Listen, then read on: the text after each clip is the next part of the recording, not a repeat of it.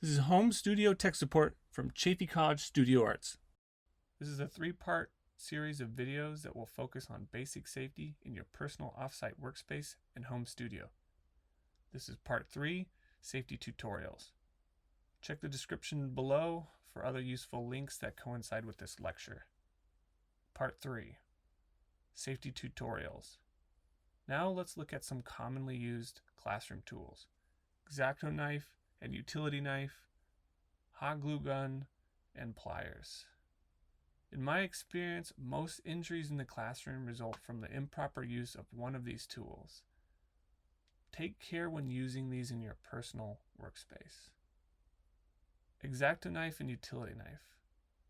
When not being used, keep the cap on or the blade retracted.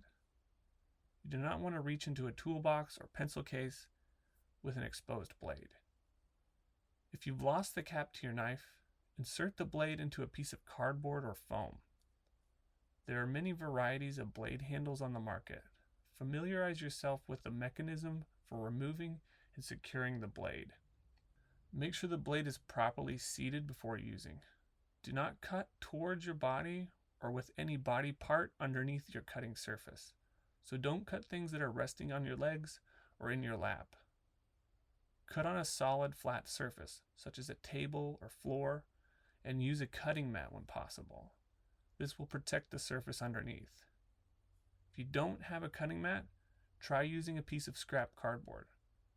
If you are using a cardboard cutting mat, carefully gauge your cutting pressure to avoid cutting through the cardboard and into the surface underneath. If you're cutting along a straight edge, place the cork side down. This cork backing on your straight edge prevents slipping.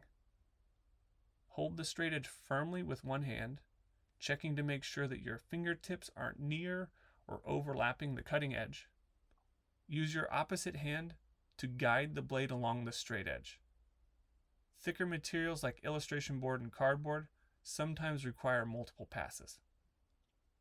Hot glue guns. Most hot glue guns do not have an on-off switch. They're either on when plugged in or off when unplugged. Unplug the glue gun when it's not in use. The hot glue gun can take about 5 minutes to warm up when plugged in for the first time. Glue sticks feed in through the hole into the back of the gun. The trigger forces the glue stick through the gun and out through the heated metal tip. Never touch the heated end. The metal tip can heat up to 400 degrees Fahrenheit. This is hot enough to cause second or third degree burns. Keep the tip elevated and away from other surfaces and objects between uses.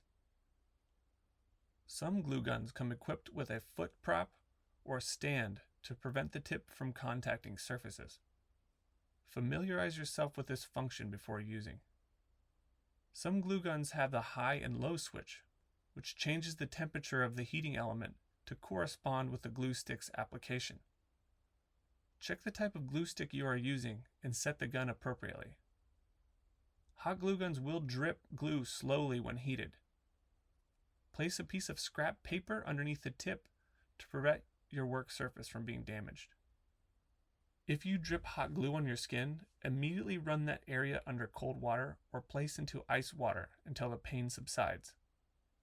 Afterward, carefully peel away the cooled glue. Wear leather or cloth gloves when possible to prevent hot glue from contacting your hands. Pliers and wire cutters. You may be required to use pliers or wire cutters in your art class. Be aware of the pinch points. Use the jaws for gripping and manipulation. Some pliers are equipped with a sharp inner set of jaws meant for cutting wire. Fresh cut wire can be sharp.